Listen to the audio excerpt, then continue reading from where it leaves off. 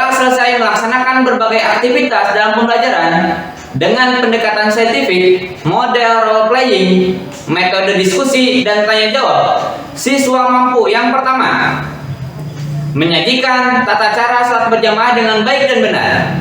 Yang kedua, mendemonstrasikan sholat berjamaah dengan baik dan benar, sehingga dapat mengimplementasikan sholat berjamaah dalam kehidupan sehari-hari. Langkah-langkah pembelajaran. Yang pertama, membagi peserta didik menjadi 3 kelompok. Setiap kelompok berjumlah 5 orang. Yang kedua, mengamati video pembelajaran. Yang ketiga, menanyakan hal yang berkaitan dengan tata cara sholat berjamaah. Selanjutnya, siswa kelompok mengerjakan lembar kerja peserta didik sesuai petunjuk. Yang selanjutnya, tiap kelompok mendapatkan kartu peran, mengidentifikasi dan mempelajari masalahnya.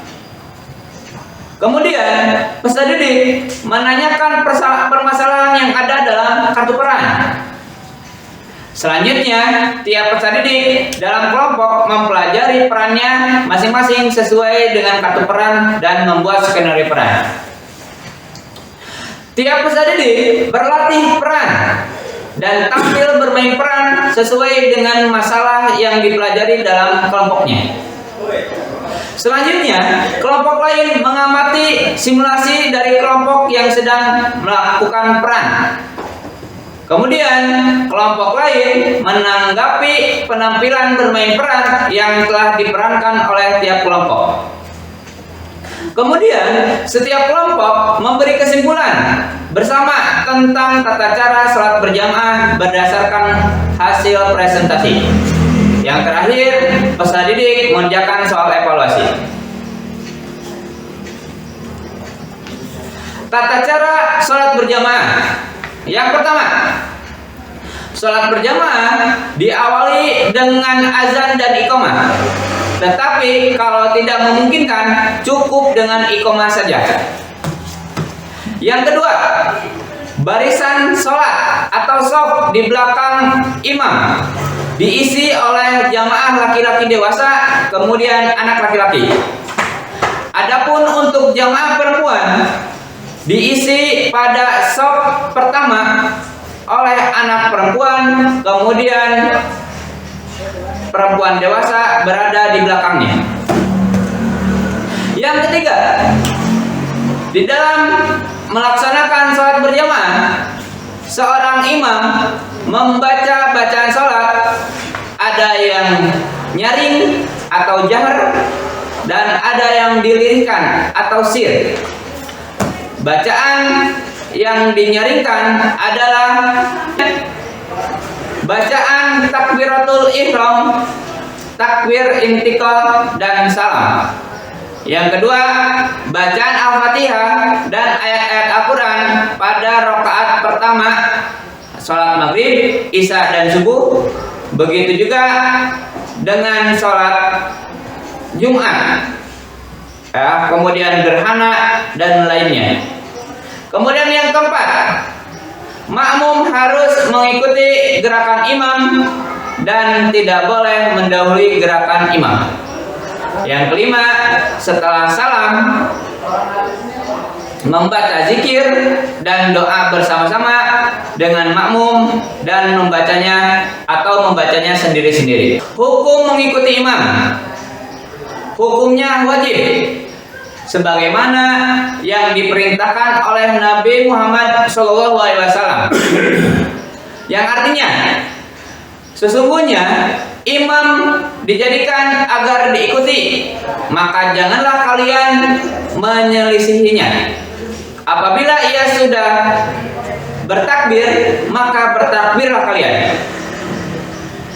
Wajibnya mengikuti imam juga ditunjukkan oleh adanya larangan dan ancaman bagi mereka yang mendahului gerakan imam, sebagaimana yang telah disabdakan Nabi Muhammad SAW.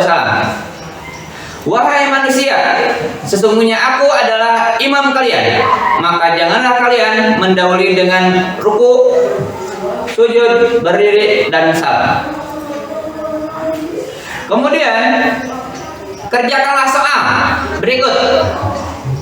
Ya, kalian bisa kerjakan soal berikut untuk mengetahui pemahaman kalian tentang tata cara salat berjamaah. Selanjutnya,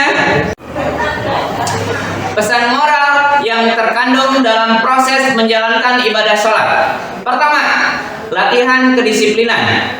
Waktu pelaksanaan sholat sudah ditentukan, sehingga kita tidak boleh seenaknya mengganti, memajukan atau mengundurkan waktu pelaksanaannya yang mengakibatkan batalnya sholat kita.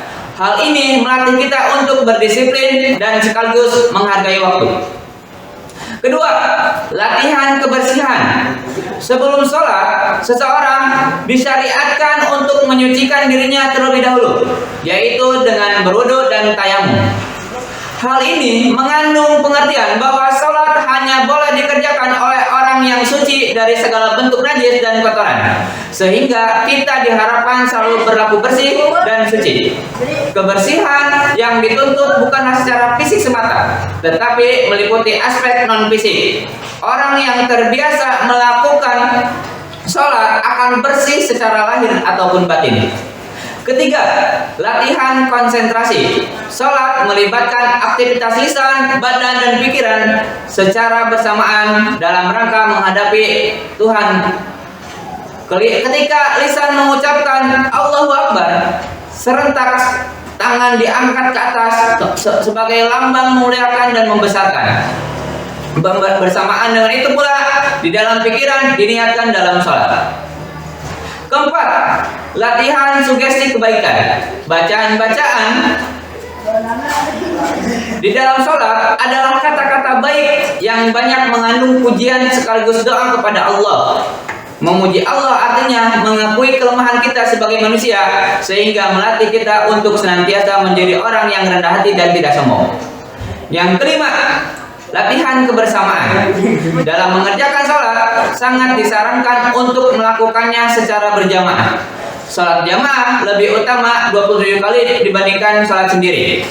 Dari sisi psikologis, sholat berjamaah memberikan aspek terapi yang bersikap preventif ataupun kuratif. Seseorang dapat menghindarkan diri dari gangguan kejiwaan. Sholat bukan sekedar ritual formal, melainkan ada muatan aktual, yaitu bukti nyata yang dirasakan. Alangkah naifnya seseorang yang sholat tetapi bibirnya penuh ucapan kebohongan. Alangkah tak berharganya makna sholat apabila tidak memberikan imbas untuk menjadi manusia yang bermanfaat dan menjauhi yang mungkar. Inilah yang dimaksudkan dengan sholat kafah. Muatan moral yang dipersetikan oleh sholat membekas di kalbu dan membentuk kecerdasan rohani yang sangat tajam, yang kemudian melahirkan amal soleh, mencegah dirinya dari perbuatan keji dan mungkar. Itulah pesan moral materi tentang tata cara sholat berjamaah. Demikian materi yang sudah Bapak sampaikan, materi tentang tata cara